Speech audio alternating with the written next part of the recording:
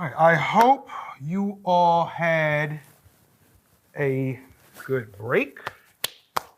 Spring break, as they call it, uncreatively. I certainly had one. Didn't do any work, that's for sure. Why would they put this philosophy class in an engineering building? Hold on one moment, please. I'm speaking, and I will get to you when it's your turn. I am Professor Brack Knowles. This is advanced ethics. You all should be upper class philosophy majors. That should be all right. And can you please? It's your turn, please. This is the textbook. Now, this textbook covers some of the most important topics across ethics, edited, of course, by yours truly. I expect you all to have it, and you can pull that. None of you have it. The bookstore must have really messed up this time. Note, when you do get it, make sure you get the new latest edition. I don't get my cut for used books. Now, if you turn to page 432, that's my chapter. Could you read? Chapter 18, Bias is Bad by Brack Knowles, Professor... Knowles! You surely don't know how to impress your professors. You read. When investigating the societal implications of bias within the framework of non-hierarchical dependencies, we must integrate that the taxonomy of bias and inequity are combinationally intertwined. First and foremost, bias affects both the sub- and supraconscious. Apologies for being late. Computer systems asked me to help fix a glitch that happened this morning and affected which classrooms a few professors were sent to. Hi, I'm Sophie Muller. I don't think we've met. That's what I was trying to tell Professor Knowles, that he's in the wrong classroom. My apologies. The problem with the software upgrade this morning, but it's all fixed. This is not the advanced class? No, that's what I was trying to tell you. We are in engineering ethics. Well, I always am supposed to teach the advanced class. I don't want to be stuck with beginners. But where am I supposed to go? Let's see. Knowles? Your class is all of the way back in the philosophy floor in the sub-basement of Building 7, room 000. Bit of a hike, I'm afraid. Always get stuck in the cave. Excuse me. Do you want your book back? Thank you. If you engineers can make something that us philosophers deserve, just...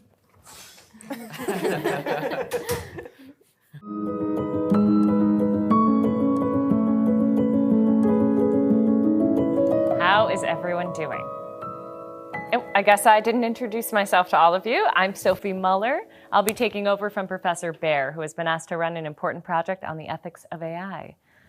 Did you have a good spring break? Yeah, that's pretty good. That's good, but the registration list said 40 students. Where is everyone else? Yeah. Well, the others went to go hear the president speak about the new administrative organizational structure. He's changed it again. Third time this year. The university president. Sounds interesting. But I thought students almost never go to such things. Yes, but since no one goes to these, and the president didn't want to speak in front of an empty auditorium again, he offered everyone free food and drink, and allowed them to break the rules and eat and drink in the auditorium. He also hired a large steam cleaning crew, complete with industrial drying equipment, to clean up right afterwards. I see. Oh, I realized that I introduced myself, but got distracted by our conversation. Didn't have you introduce yourselves. What are your names? Alyssa. I'm Patch. My name is Sophie. Elvis. Glenda, pleased to meet you. Well, nice to meet all of you too. So, You were telling me about the event going on right now, but why aren't you five there? Yes, Sophie. Professor, don't tell anyone else, but we're really dedicated to understanding the ethical issues of bias in AI. In fact, instead of traveling over spring break, we just stayed here to discuss ethics altogether. And we looked at the resources that we could find online.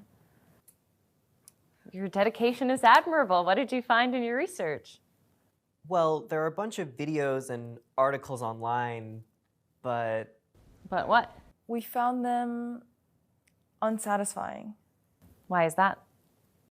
Alyssa. Well, not everyone found them unsatisfying.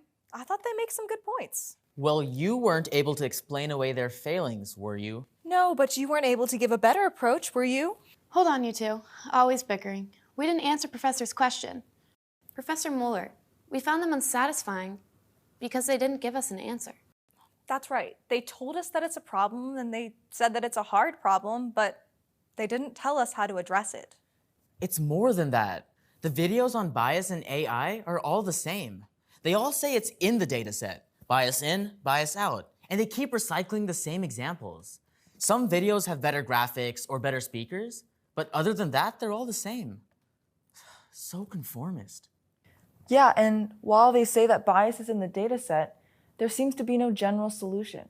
They just indicate that for each algorithm, the issue of bias needs to be researched.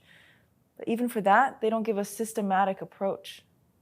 Yeah, even if you could choose the right data set and quantify it on that data set to ensure no bias in your training set for a given analysis, you have no way to know if that applies to all situations. My point is that we all agree that bias is bad. We simply need to address it in every single algorithm that we make. Yes, I agree. We don't want any bias in our AI. We want everyone to be happy. This is a good start. But perhaps it's best if we get to specifics. Alyssa, what were some of the good points regarding algorithmic bias that you mentioned? For example, algorithms are biased against underrepresented minorities. Facial recognition doesn't work as well for blacks as it does for whites, especially black women. One common example shows that while it identifies white males nearly perfectly, it misidentifies black women over 20% of the time. Well, one algorithm gives 20% error and the other 30%. They can't even be consistent in their bias. If we can't nail down the extent of the problem, how do we fix it? You can at least work to try to make sure that the data set is more representative. Oh, and what about the algorithm that identifies Indian brides as actors? Well, why should they complain? Being identified as an actor is the greatest honor anyone can have. Very funny. I like chicken sandwiches. How would you like it if an algorithm identified you as a chicken sandwich? Okay, I see why they call it an adversarial example. In any case, it's not easy to address bias across the board because of skews in data sets due to historical inequities, and those skews differ. At least we know that there have been historical inequities that we need to address. And while it may not be easy to do, we have to at least try, even if it's on a case-by-case basis. Even if it is on a case-by-case basis, we're doomed to miss a lot of bias until long after everyone is equal. And I, for one, am not that patient. Well, this problem is so important that even if it takes a very long time, and even if we have to do it algorithm by algorithm, that is what we should do. If we all do this, everyone will be happy. But no, many people won't be happy waiting for the bias to go away. So, Professor, this is where we got stuck over spring break. It's just not practical to engineer every algorithm against bias. Even if we could, we would end up eliminating it in a few dimensions, but then we're bound to miss it in other important dimensions. Above and beyond that, we can't even quantify the bias consistently, since different studies on the same data set give different amounts of bias. We know that we need to do something to address bias, but what the videos say will at best take a small step forward. And we know that others may be content with that, but it's not sufficient for us to feel good about ourselves. No, it's not. Ah, you have reached an impasse, which, believe it or not, is often a necessary place to be before you can make progress. I think, however, it's best if we take a step back and explore how these algorithms work and the roots of wanting to eliminate bias.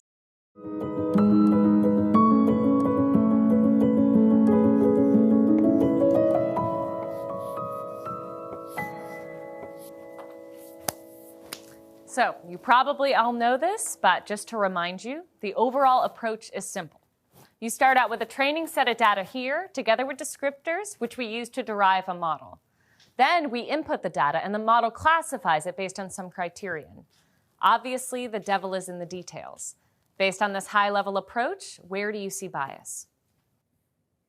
There's no bias here. The algorithm, say a convolutional neural network, objectively analyzes the data provided to it.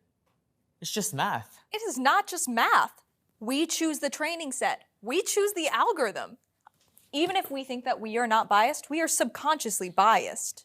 How do we actually choose them if everything is described by mathematics? We don't really have a choice. Duh, the bias is already in the data due to historical inequity. You said it yourself. So then our choice is to note that and add an appropriate loss function. Does everybody know what a loss function is? Of course. Yes. A loss function is just the error function associated with an event, such as facial recognition. It is what should be mathematically minimized. Good. Just to clarify, it shouldn't be simply minimized across the board, but targeted. For example, so that the overall error in facial recognition is minimized with the constraint that it is equal among different groups. But unless you have equivalent training sets for the different groups, the statistical errors won't be equivalent. And you can't quantify the errors in advance to determine whether or not they will be equivalent. In other words, you can't choose the loss function approach to solve the problem because of fluctuations or randomness. The problem is statistics. We have to have a very large data set to average out randomness to acceptably small percentages and make sure that our data is representative. Yes, but my point is that it's just not possible. I agree that we could make the error rates in facial recognition algorithms equal for whites and blacks and for men and women, but what about all the other racial and ethnic minorities? And for that matter, what about all the different genders? Even if we could agree on what groups need to have bias eliminated, we can't practically address them all. Yeah, and that's not even how the field works. No one's going to spend 5 or 10 years for each algorithm to eliminate bias. For cutting-edge research, people just try to hit 80%, sometimes 90% accuracy for a given algorithm, and then publish a paper on it. The incentives are such that they can't spend years getting 99% or so accuracy across the board, at least for new algorithms. There just isn't enough data. Better to just get something out there, even if it's not so good, so you at least get credit for it. If we could only eliminate randomness, our problems would be solved. But randomness is good because it's the basis of choice. Otherwise, our minds would just follow a deterministic path based on our neural pathways and electrical signals. The heart of it is quantum mechanics, which introduces intrinsic randomness. Well, randomness doesn't give you choice, just chaos. That's also the reason we have bias to begin with, because of random historical circumstances.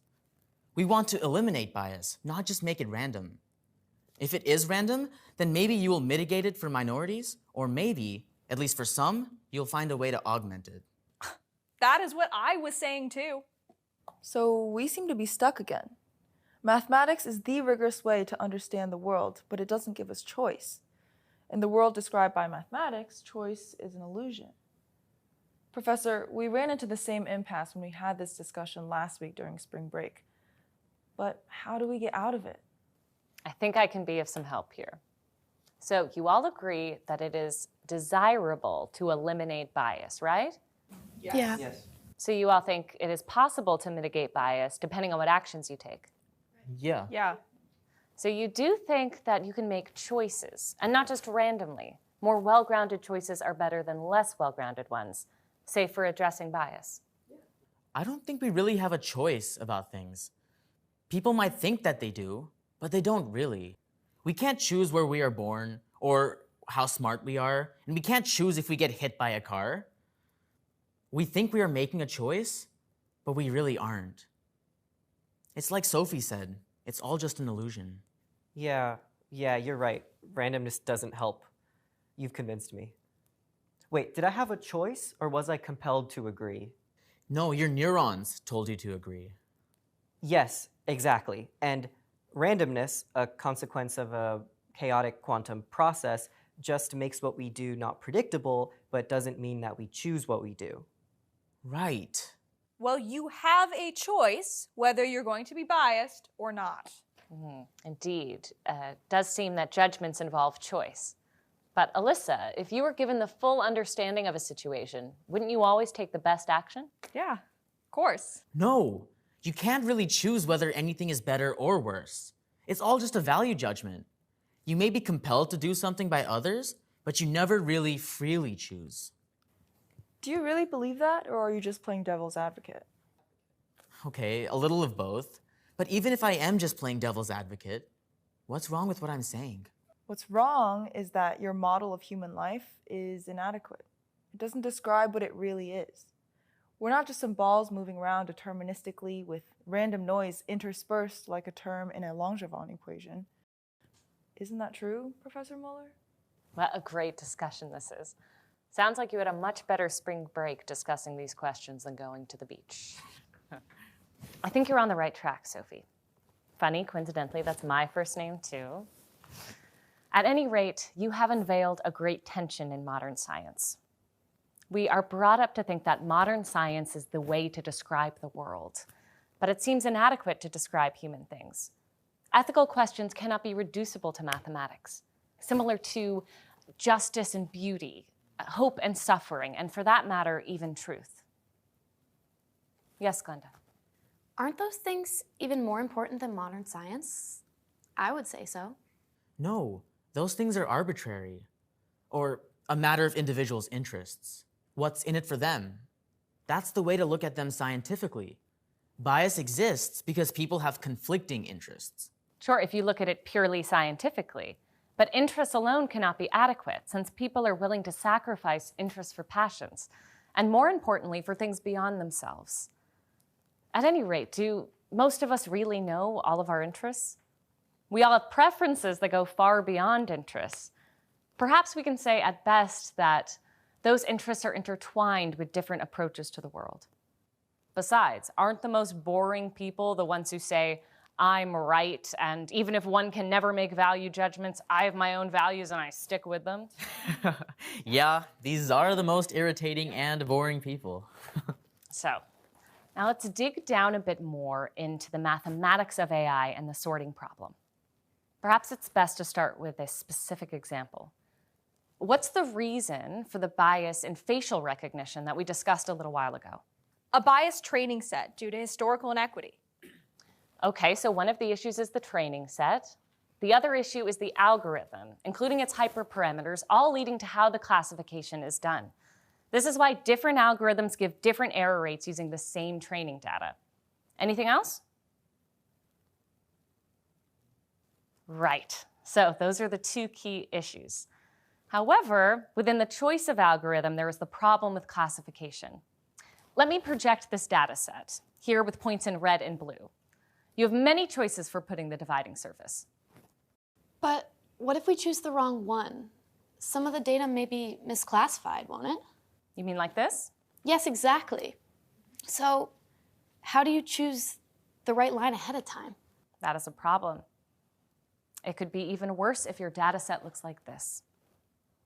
But then we don't have to stick with lines. Why don't you draw a curve around them? Like this? Yes, exactly. Now you've classified them all perfectly. Well, wait a second. If you do that, it works for the training set, but it may not work for any additional data sets. In fact, it might be even worse than the lines because you're overfitting to the training data. Do you mean like this? Yeah, that doesn't work.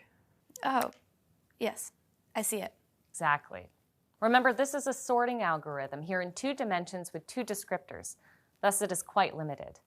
But even if you do it in a very large number of dimensions with a very large number of descriptors, you are still projecting a complicated system, shall we say a natural system, onto an artificial mathematical construct that necessarily leaves much out of the description.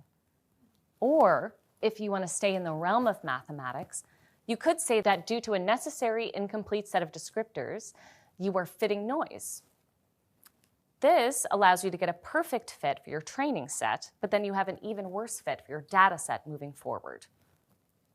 Patch. In other words, we have to accept the fact that there will be errors. But at least we could distribute the errors evenly among groups. That is what Alyssa said before. We can try, but then I'm worried we won't include all the groups. Even if we could, there'll be errors in the errors. Unless we have a very, very large training set, which practically we never have, we won't be able to do that. Yes, the training set would have to incorporate all the data in the world. You know, that reminds me of a story I once heard, I think from a South American writer, where someone makes a 1-to-1 scale map of their country with all the details included. Ha ha. Well, I grant the problem, but then what do? We all agree that we need to eliminate bias, but it seems so hard. What if we could at least have a very extensive model that for all practical purposes captures a given situation? Which I guess is actually impossible, because it would require a complete and accurate model of all the objects in the whole world. Yes, as engineers, we can at least work to do that. If the model is extensive enough, we can eliminate bias. But then we'd be eliminating any choice that we might have had. We would be controlled by an algorithm. That sounds tyrannical. Indeed. Mathematization of human things distorts them so much that they become something which they are not. This is actually the utilitarian approach. Human things like joy, anger, justice, honor, beauty, and happiness are really not mathematizable. We lose all of what is important in them when we mathematize them. We could, in principle, try to do so and therein transform human reality. Glenda? That doesn't sound appealing. It sounds dreadful. Yeah, that wouldn't be good, but we can at least do it partially, can't we? Yes, maybe that would be a good solution. Yes, even if those human things cannot be described by mathematics, it is still the only rigorous way to understand the world. I'm not so sure anymore. But the bias is in the data set, and it is in the algorithm, so we must be able to adjust our models to solve the problem, mustn't we? Well, consider this. Our recognition of the problem of bias is not mathematical. Mathematics comes only after such recognition. Mathematics is something we impose on our broader understanding of the world. We can use it to develop models, but they will always be just that. Models which are necessarily incomplete descriptions. I see what you're saying. I think. Sophie. But AI is based on mathematics. So we have to fix this problem in the algorithms via fixing the algorithms, i.e. by using mathematics, don't we? Well, we can think of things this way, but that will lead us to a double whammy. We cannot develop a non-arbitrary definition of the criteria for the training set. And 2, we cannot develop a non-arbitrary definition of the error target for the sorting algorithm. Well, I knew that we were at an impasse, but I didn't think it was this big of one. Professor, your class has made us more stuck than we were before. So what do we do? Is there another way? Indeed, Glenda, there is, though it requires a reconsideration of our concerns and of the issue.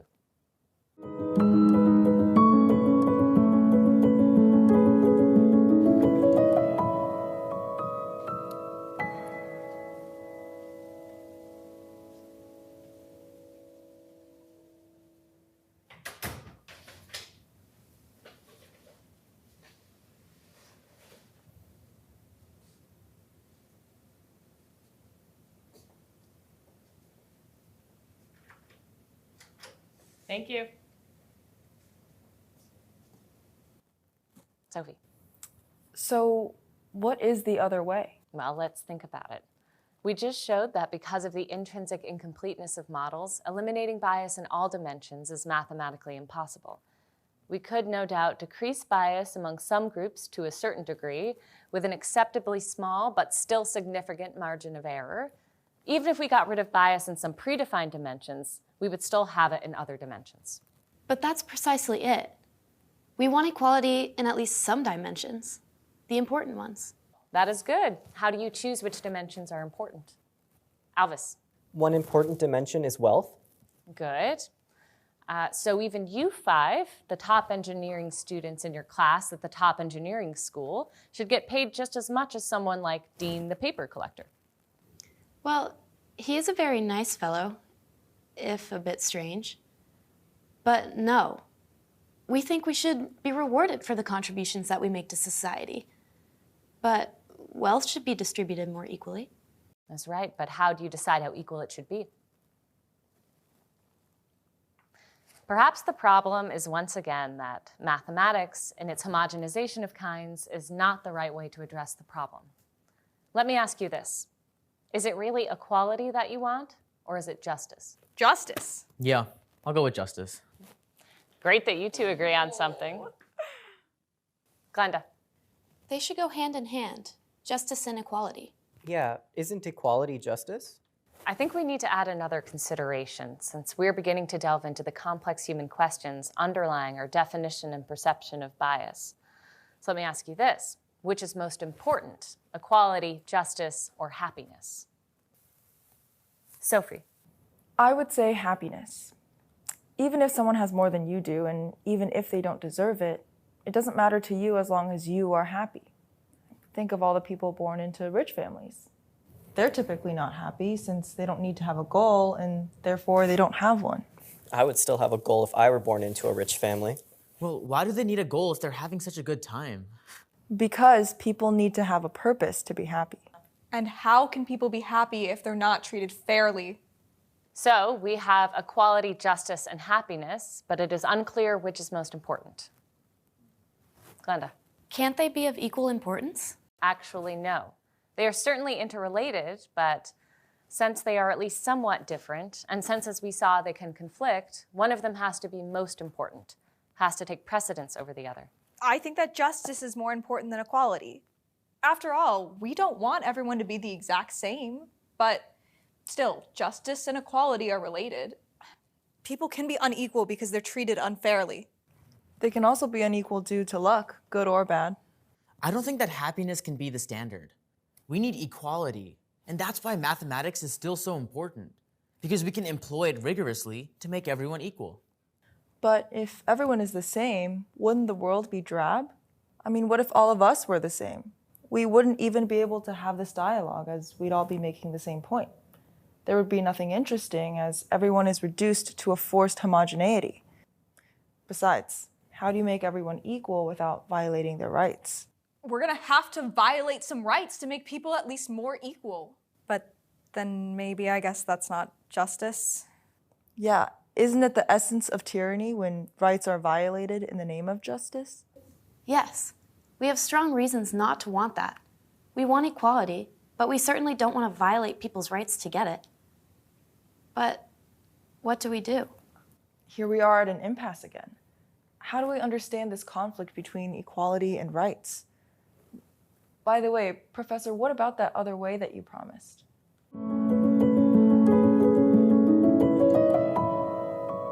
I was wondering when you would want to go to that. Do you remember learning about modern natural right from Professor Baer before spring break? Yes, a bit. We studied Locke's state of nature and its connection with natural right, if that's what you're talking about. Professor Baer also made the case that modern natural right is the basis for the American regime and the reason for this country's success. Good. And yes, that is exactly what I mean. It's great that you remember reading Locke and about modern natural right being the basis for the American regime. Oh, hello, Professor Knowles. What are you doing here? I hope I'm not bothering you. I heard that you all were discussing modern natural right, and I wanted to join. The stuff you heard me spew earlier was a front that I have to put forward to my colleagues in the philosophy department and some students who appreciate such things. It's the only way I could keep a job, which I need to be able to pursue true philosophy. That is refreshing to hear. And yes, please do join us. We were just starting on modern natural right. So, how does Locke view the problem of AI and bias? Patch. Locke would think it wrong, because bias violates your natural right. Yes, I agree. That sounds right, but I'm not sure. Because we said that justice is more important than equality, but it seems that equality is fundamental in Locke. But then where is justice in Locke? Let's take this step by step. Does anyone remember the beginning? But you said you were working on these questions during spring break. Alvis? Well, we were discussing them, but we never actually went back to the texts from class. Yeah, we just wanted to figure them out for ourselves. I guess you disapprove, Professor Mueller? On the contrary, you are a very impressive group to have stayed here over spring break and investigated these questions. Any teacher would be thrilled to have even one student like you, and I have 5. But you said that you got stuck. What was your plan to get out of your impasse? Well, your class, of course.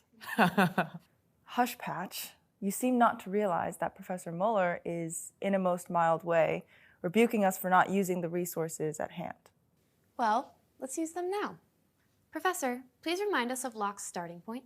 Of course. Let's turn to Second Treatise, Chapter 1. Professor Knowles, where do you think we should start? I'd say the last section of paragraph 1, starting with he that. That is exactly what I was thinking. Glenda, could you read the statement starting with he that? Of course. He that will not give just occasion to think that all government in the world is the product of only force and violence, must of necessity find out another rise of government. Good.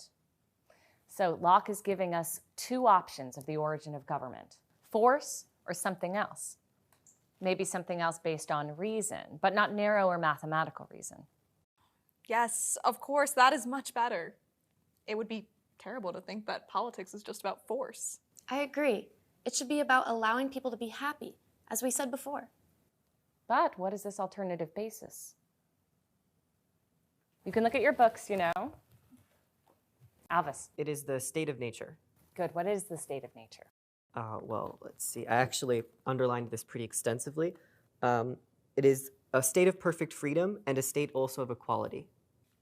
Yes, I remember now. But how can it be a state of perfect freedom if anyone can take your stuff and it's only up to you to protect it? You don't remember? That's the point. There is no government, so we're all perfectly free in that sense. But life is not desirable since we're all individually vulnerable. That's why we form governments, for security. Very good, Sophie, but you're moving too fast. Remember, Locke says, "But though this be a state of liberty, yet it is not a state of license." Do you recall why that is? Oh, hold on, I have it right here. Because of a law of nature. Yes, that's it. Laws of nature are based on reason. Yeah, we talked about that before spring break. Now I remember. It's dumb to waste stuff, including your own life. What about these people that waste their money on luxuries, expensive cars and things? Yeah, I'd be content with a cheap rundown car. Why should someone buy a Ferrari when most of us can't afford an old Kia? Does anyone recall Locke's answer to this? Perhaps, once again, we are moving too fast. Let's go step by step.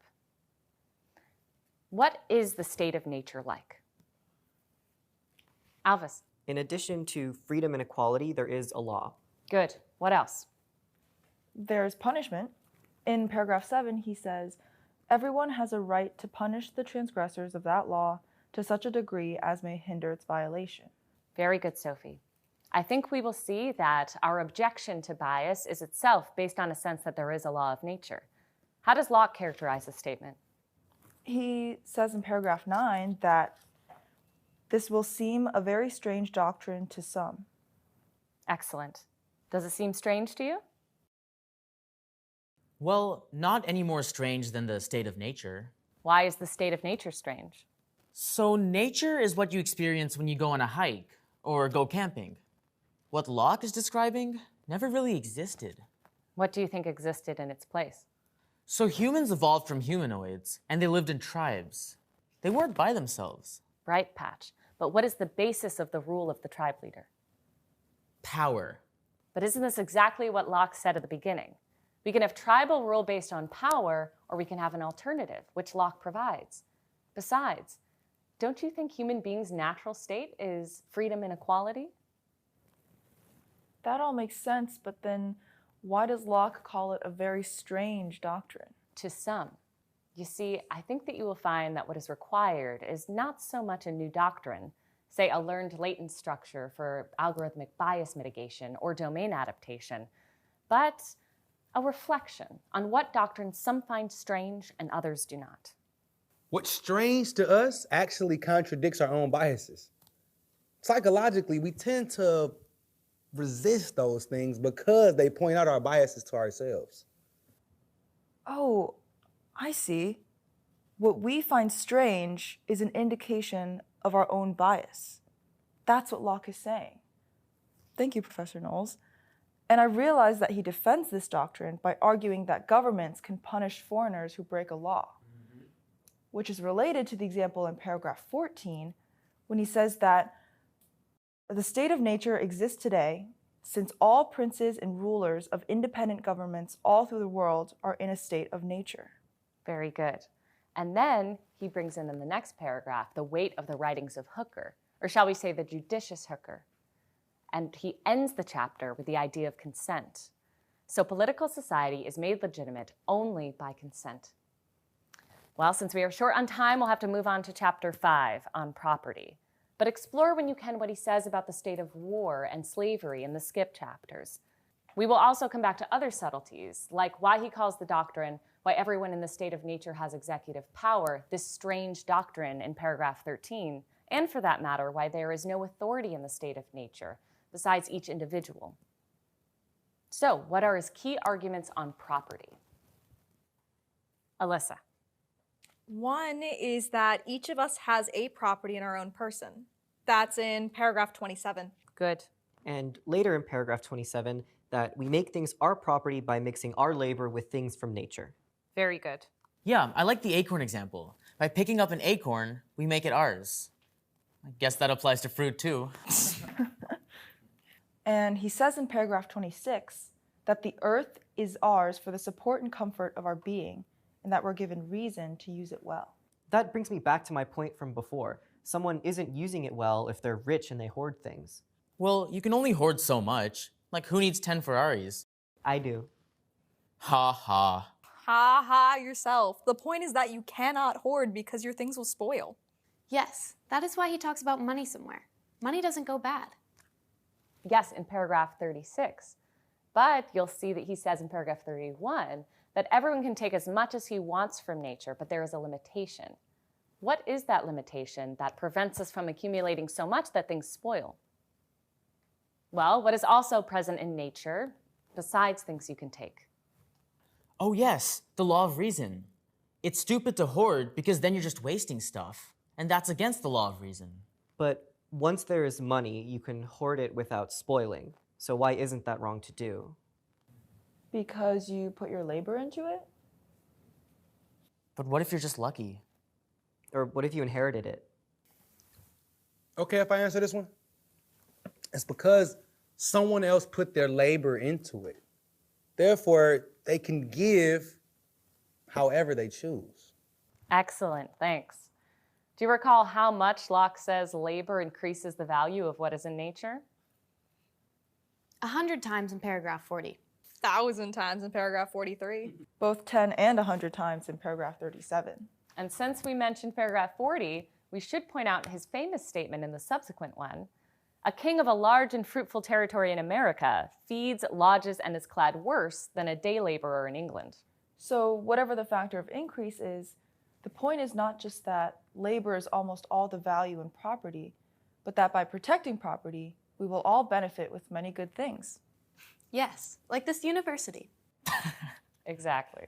I still don't think it's fair that some people have so much more than others. But we all benefit.